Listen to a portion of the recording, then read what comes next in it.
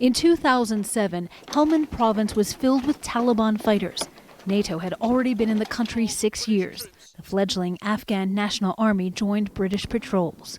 NATO troops walked a delicate line in a country suspicious of strangers. It's sort of a double-edged sword. We have to go in aggressively because there could effectively be enemy in there, but at the same time reassure the locals that we're not there to hurt them or harm them. Another part of the NATO mission was to get rid of opium poppy crops.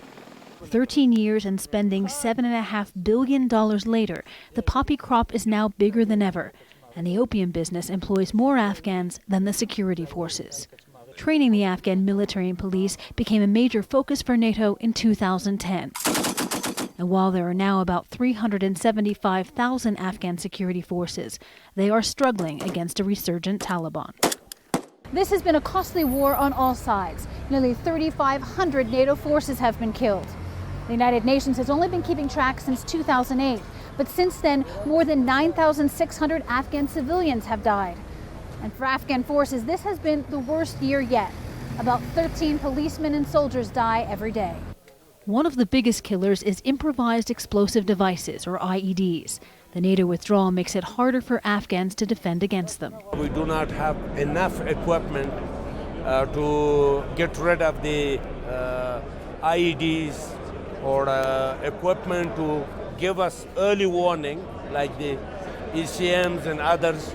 But still, we are doing better, but suicide attacks, IED is the biggest weapon the enemy uses against us.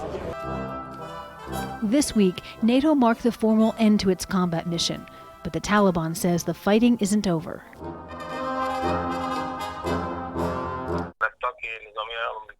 This war will continue until America and the West completely leaves Afghanistan. Changing a name or a title is not important for us. As long as the foreign forces are in our country, we will continue fighting. And the Afghans bear the brunt of that fighting.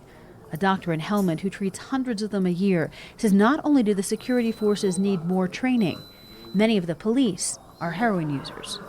Most of them are addicted, as we can see in our hospital.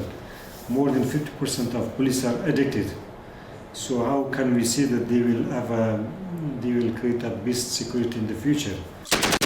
This year, the Taliban has taken large parts of the countryside across Afghanistan, and Al-Qaeda is re-establishing its training camps in the east.